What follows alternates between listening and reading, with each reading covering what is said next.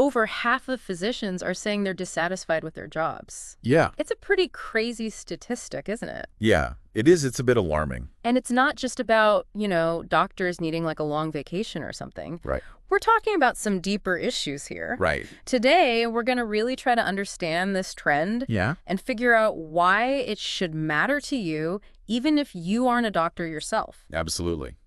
So to do that, we've got some fascinating research to dig into. Yeah. We've got the Commonwealth Fund's International Survey. Okay. We have a study that actually developed like a physician dissatisfaction scale. Wow. And we even have Dr. Robert Waters' book, The Digital Doctor. Yeah. So quite a range of perspectives. Really interesting. All looking at this idea of physician dissatisfaction. Mm-hmm. These sources give us like a really complex picture of the challenges that doctors are facing today. Absolutely. Everything from pandemic-related stress to just this huge pile of administrative work that they have to deal with. It's overwhelming. Totally. So let's start with that physician dissatisfaction scale. Okay. Or the FIDA scale, for short. Okay. What's so interesting about this is that the researchers, they didn't just guess at what makes doctors unhappy. Right. They actually went and asked physicians directly, what makes you unhappy in your job? Yeah. And then they took all those answers, all those responses to build this scale. Yeah, that makes a lot of sense. Yeah, so it's really grounded in the real experiences of physicians. Exactly. It's not theoretical. Yeah, not theoretical. Everything's coming from them. Exactly. So what did they find? Like, what are the main things? Yeah, so the scale has like 5 key dimensions of dissatisfaction. Okay. So we've got personal costs. Okay. Role uncertainty. Got it. Responsibility toward patients, relationships with colleagues and staff. Okay. And of course, You have to. the big one. Bureaucracy. Every doctor's favorite, right? I imagine so, yeah. So each one of these dimensions, it kind of captures a different part of what it's like to be a physician today. Yeah, I see. Like, for example, personal costs. That could be, the impact on your family life because you're working such crazy long hours. Right. Or maybe it's the financial burden of, paying off those massive student loans, things like that. That makes sense. Yeah. So the study found that, like, the biggest source of dissatisfaction, the top one, was role uncertainty. Role uncertainty. And this feeling of, like, a loss of social esteem. Oh, wow. Which makes you think, right, Yeah. how would any of us feel if we felt like our job was constantly changing and people were always, like, questioning our expertise? Yeah. It's got to be demoralizing. Yeah, very undermining. Totally. And, there's this one detail in how they made this scale that I found really interesting. Oh, what's that? So at first, they included this item about patients suffering and pain, and they put that in the responsibility toward patients dimension. Okay. But then they ended up taking it out. Really? Why would they do that? Well, they realized that this item, Okay. it wasn't actually measuring dissatisfaction with, like, professional responsibilities. Oh, yeah. It was actually measuring something different. Compassion fatigue. Oh, that's interesting. Which is, related to job satisfaction. For sure. But it's not quite the same thing. Right. And it made me think, like, are physicians so burnt out Yeah. that they don't even register patient suffering as a source of dissatisfaction anymore? That's a disturbing thought. It is, right. Yeah. It kind of shows you how deep this emotional toll goes. Absolutely. And it really highlights the need for, like, system-wide changes to support physicians. For sure. So beyond this FIDUS scale, this Commonwealth Fund report, it kind of gives us a bigger picture. Okay. And they found that, primary care physicians across 10 different high-income countries, they're feeling overworked, undervalued. Yeah. And this was even before the pandemic hit. Really? Yeah, so things like dealing with insurance companies. Right. And all that paperwork, those administrative burdens, they were already taking a toll on how satisfied physicians felt in their jobs. That makes sense. And there was one study that found that primary care physicians, they spend, on average, like 2 hours. 2 hours? Every day. Wow. Just on administrative tasks. That's a lot of time. Yeah. That's 2 hours they could be spending with patients. Exactly.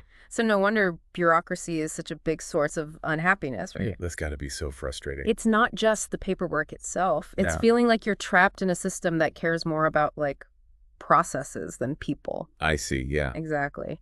And then you add in the impact of technology, which is something that Dr. Wafter talks a lot about in The Digital Doctor. Okay. It's a bit of a double-edged sword, don't you think? It definitely seems that way. On the one hand, technology can be amazing for healthcare. Oh, yeah, for sure. But on the other hand, it can also lead to information overload. Oh, absolutely. Longer work hours. Yeah. And this blurring of the lines between your work life and your personal life. Right. You're always connected. Always connected. Like there's this expectation that doctors should be available 24/7. Wow. Constantly answering messages, responding to emails. Never ending. Yeah. And that just makes it even harder for them to switch off and recharge. Yeah, to have any downtime. Exactly. Yeah. And then, the FIDE study. Okay. They found some interesting differences between men and women. Oh, how so? Well, women physicians, they reported feeling more dissatisfied in certain areas. What areas? Like role uncertainty, Right. responsibility toward patients, and those relationships with colleagues and staff. Interesting. But then we have the AMA video, Okay. and that kind of throws a wrench in things a bit. Really? In what way? Well, the AMA video, they point out that when you take into account things like, Okay. what specialty the physician is in, Right. how many hours they work, Yeah. and the type of practice they have, But- suddenly a lot of those gender differences, they disappear. Wow, that's fascinating. Yeah, it really makes you think. Yeah, it does. Are these differences really about being a man or a woman? Right. Or are they actually reflecting, some bigger biases Interesting. in the healthcare system itself? Yeah, like systemic biases. Exactly. It's complicated. It is. Now, when it comes to age and experience, we see something pretty surprising. Okay. The older, more experienced doctors in the study, Okay. they actually said they were more satisfied with their jobs overall. Really? That's interesting. Yeah, and there are a few reasons why that might be. What do you think? Well, maybe they've just gotten better at coping with stress over the years. That's possible. So, they've developed better mechanisms. Learn some tricks. Exactly. Or maybe, they've reached a point in their career where they have more control, Okay. more autonomy over their work. I could see that. But here's the thing. Yeah. These more experienced physicians, Okay. they were also way more dissatisfied with bureaucracy. Oh, really? So even with all that experience? Yeah, it seems like the more you experience it, the more you see how resistant the system is to change, Right. the more frustrated you get. Makes sense. Yeah, it makes you wonder, right? Yeah, it does. Think about your own career. Okay. Has experience made you more tolerant of frustrating systems? Mm. Or has it just made you more aware of how flawed they are? That's a good question. I think about that sometimes. We all do, right? It's a constant tension. It is. So we've talked about all these factors, bureaucracy, technology, the differences between men and women, age and experience. That's a lot. It's a lot, but, why should all of this matter to you? Yeah, why should I care? Right. Why should the listener care? If I'm not a doctor, why should I be concerned about that? Exactly. You might not work in healthcare, Right. but physician dissatisfaction, Yeah. it has consequences. Okay. And those consequences, they reach way beyond just the individual doctor. What do you mean? Well, think about it. Okay. When doctors are unhappy, Yeah, it can affect the quality of care that patients receive. that makes sense. It can lead to, higher healthcare costs for everyone. Oh, wow. And it can even contribute to a shortage of physicians. That's a big deal. Yeah, it's a real domino effect. Wow. So when physicians are struggling, Yeah. we all feel it. We'll feel it. But there is some good news. Oh, good. It's not all doom and gloom. Okay. Our sources, they also point to some potential solutions. I'm glad to hear that. Yeah, they offer us a bit of hope for the future. That's encouraging. So in the next part of our deep dive, Okay. we're going to explore those solutions. Sounds good. And we'll look at what can be done, at a bigger level to address these challenges. Okay. And what you, the listener, can actually do to help create a healthcare system that supports physicians better. I'm ready to be part of the solution. Me too. Let's do it. Let's do it. Okay, so we've spent some time now really trying to get a handle on this issue of physician dissatisfaction. Yeah. But it's not enough to just, point out the problems, right? Of course not. We got to talk about solutions. Right. What can we actually do? Exactly. What can we do to make things better? Yeah. So thankfully, the sources that we've been looking at, they actually give us some ideas, Okay. some paths forward, Yeah. some focusing on those big systemic changes, and others that are more about what individual physicians can do. Okay, so both angles. Both angles. So Let's start with those big picture solutions. Okay. The Commonwealth Fund report, for example. Yeah. They really emphasize this need to cut down on all that administrative work. Oh, the paperwork. Yeah, all that paperwork. It seems so obvious, right? Yeah, less paperwork, more time with patients. Exactly. But it's not just about freeing up time, though. What else is it about? It's also about letting doctors focus on what they actually went to school for. Right, to be doctors. To be doctors, to care for patients. Yeah. When they're constantly bogged down with all these administrative tasks, it really takes away from their sense of, like, professional fulfillment. Yeah, I can see that. Right. It's like you trained for years to be a doctor, and then you end up spending half your day doing paperwork. Right. It's got to be demoralizing. Totally. So it's about respecting their expertise. Exactly. Giving them the space to actually use their skills. Yes, exactly. And the report also talks about using technology to streamline some of those tasks. Okay, but didn't we say earlier that technology can be part of the problem? We did, but it's all about how you use it, right? So technology is a tool. Yeah, like any tool. You can use it for good or bad. Exactly. Yeah. Some tech can lead to burnout. But other types of tech, they can actually make those administrative processes way easier. Okay, so it can help. It can help. It can free up the doctor's time and energy. That makes sense. Yeah, so it's about finding that balance. The right tool for the right job. Exactly. Now, another big theme that came up in all of our sources was this idea of creating a more supportive work environment. Oh, that's important. So important. Yeah. Like the CDC, for example. They really stress how important it is for healthcare organizations to foster a culture of safety and support. Okay, safety and support. Yeah, and that means dealing with things like workplace violence, Yeah, wow. harassment, Yeah. all those things that can really impact how a physician feels at work. Absolutely. Yeah. It's hard to do your best work if you don't feel safe. Exactly, and it goes beyond just basic safety, you know? What do you mean? It's about feeling valued, respected by your organization. Okay, so feeling supported. Yeah, feeling supported. Like knowing that you can speak up if you have a concern, feeling like you're part of a team. Right, a sense of community. Exactly. Yeah. And having your contributions be recognized and appreciated. That makes a big difference. Totally. Yeah. And then there's this idea of giving physicians more control over their work. Empowering them. Empowering them. Now, that might sound kind of radical. Yeah, a little bit. But our sources, they really seem to think it's crucial. So what would that look like? It's not about giving doctors, like, complete autonomy. Okay. It's more about finding that sweet spot. The balance. The balance between standardization and flexibility. Got it. So that might mean offering flexible work schedules. Okay, that's helpful. Letting doctors have more input in the decision-making process.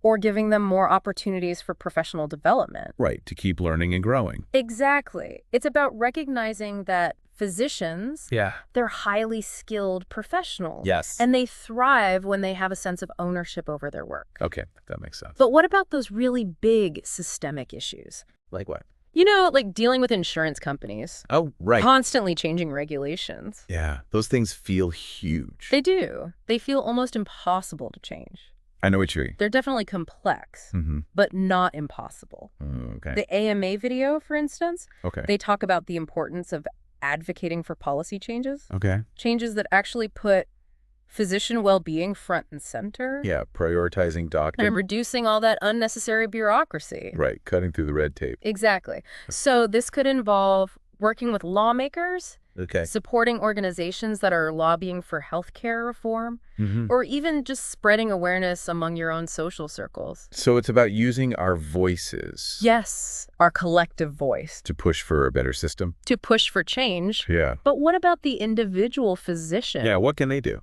Right. Well, Faced with all these challenges. it can feel so overwhelming. Totally overwhelming. So while these big systemic changes are crucial, it's also super important for individual physicians to find ways to cope.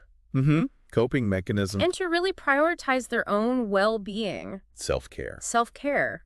And that means things like setting boundaries between work and personal life. Right, work-life balance. Making time for themselves. Yeah, doing things they enjoy. Exactly. Nurturing those interests outside of medicine. So important. It's about remembering that you're not just a doctor. Yeah. You're a human being. A whole person. A whole person with a life and passions. Yes. Finding that balance, it's not easy. Especially in a demanding job like medicine. Totally. But it's absolutely essential for preventing burnout. Okay. And for staying satisfied with your job in the long run. That makes sense. Yeah. And it makes me think about how important it is to have good support systems. Oh, yeah. Having people you can talk to, whether it's colleagues, friends, family. Even a therapist. Even a therapist. Just having someone who gets it. Who understands. Who understands the pressures of the job. Yeah, that can make a huge difference. A huge difference. Yeah. So creating that sense of community, shared understanding. Yeah, you're not alone. Exactly. Now, before we go to our final part, I'm curious about one more thing. What's that? Are there any specific strategies that physicians can use to manage all that stress? To build resilience. Like, I imagine mindfulness and meditation could be helpful. You're right. Those practices, they've been shown to really help reduce stress, improve focus, and even enhance emotional regulation. Wow, that's amazing. And you don't need a lot of time. Really? Even just a few minutes each day of mindful breathing can make a difference. So creating a little pocket of calm amidst all the chaos. Yeah. And what about exercise? Oh, exercise is great. I always find that helps me de-stress. It's so powerful for managing stress and just feeling better overall. Yeah. Why is that? Well, when you exercise, your body releases endorphins.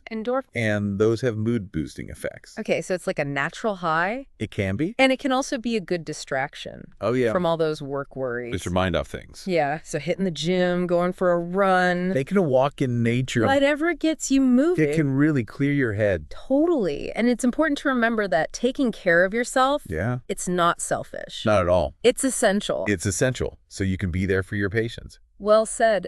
So we've talked about a bunch of potential solutions here. Yeah, a lot of good ideas. From these big system-wide changes to those more individual coping strategies. Yeah. But there's one more piece of this puzzle that we haven't talked about yet. Oh, what's that? It's this connection between attachment styles and job satisfaction. Attachment styles. That's interesting. Yeah, we'll get into that in our final part. Okay, I'm intrigued. And we'll leave you with something really interesting to think about. I'm ready for it. All right, so we've talked about burnout, we've talked about bureaucracy. Yeah. But there's this one last piece I want to get to. Okay. This idea of attachment styles. Okay. And how that plays into physician dissatisfaction. Interesting. It's not something you'd immediately think of, right? No, not really. But research suggests that like these patterns that we develop early in life, these attachment styles, they can actually affect how we deal with stress, especially in demanding jobs like being a doctor. Yeah, that makes sense. So just to clarify, when we talk about attachment styles, we're talking about, secure attachments where you feel confident and trusting in relationships versus those more insecure patterns like anxious or avoidance styles where there's more fear and uncertainty. I see. And what's fascinating is that these styles, they can actually predict how different parts of the job affect a physician's overall satisfaction. Interesting. So how does this play out like in a real hospital setting? Yeah. So, for example, the FEDIS study, they found that physicians who had more insecure attachment styles. Okay, so more anxious or avoidant. Exactly. They tended to be more dissatisfied when they had to deal with lots of bureaucracy. Yeah, that makes sense. Right. Like if you're already kind of wired to be more sensitive to feeling out of control, then having to navigate all that paperwork and those, rigid systems, it just adds to that stress. Absolutely.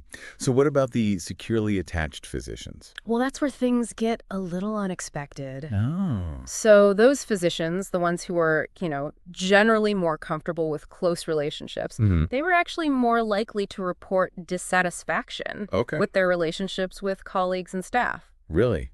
That seems counterintuitive. It does, right. You'd think those folks would find it easier to connect. Yeah, you'd think they'd thrive in those settings. So what's going on there? Well, think about it this way. People who are securely attached, they often have higher expectations for things like collaboration and mutual support. So when those needs aren't met, like in a busy hospital environment that can be, pretty hierarchical, that mismatch, that dissonance, it can be really hard for them. Interesting. So it's not that they're bad at relationships. Right. It's more that the workplace itself kind of creates these obstacles for them. Exactly. And this brings up a really important point. Which is? Understanding your own attachment style can help you figure out how you respond to stress at work. Oh, that's a good point. Yeah, no matter what job you have. Self-awareness is key. Absolutely. Yeah. So what can our listeners do with this information? Well, first, I'd encourage them to learn more about attachment styles. Yeah, there are a lot of resources out there. There are quizzes, articles, books. It's not about, like, labeling yourself. Right. It's about understanding your tendencies. How you naturally approach relationships and challenges. Exactly.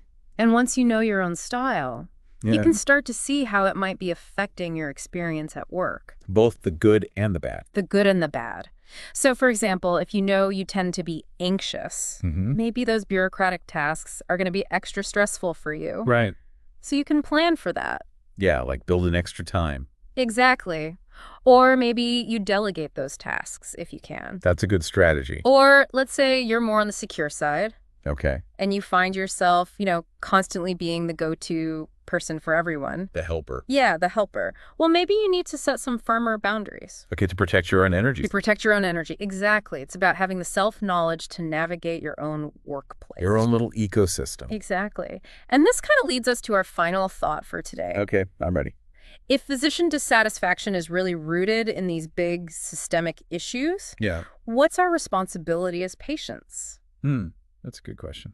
Right. Like, what can we do to advocate for a healthcare system that actually supports doctors? Because it's easy to feel like our individual actions don't matter. Totally. Yeah. But we've seen throughout this whole conversation that even small changes can make a difference. So what can we do? Well, first, just talk about it. Okay. Talk to your friends and family. Raise awareness. Raise awareness. Support organizations that are fighting for physician well-being. Like the AMA. Like the AMA. Contact your elected officials and demand better policies. Okay, so get involved. Get involved. And let's not forget those everyday acts of kindness. Yeah, those little things. Thanking your doctor, acknowledging their hard work. Yeah. Recognizing that they're human beings, too. They're under a lot of pressure. A lot of pressure. Those little things can actually mean a lot. They can. It's about shifting our perspective. Okay. We've been taught to see healthcare as a transaction. Right. But it's really about human connection. Yeah, at its core. So let's work together to build a healthcare system that values everyone. That's a great goal. Patients and providers. I like that.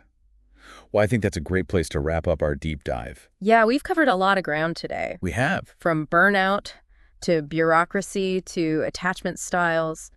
A lot to think about. Hopefully you, the listener, you've come away with a better understanding of this really complex issue. Absolutely. And maybe even a little more hope for the future. Hope for the future. Thanks for listening.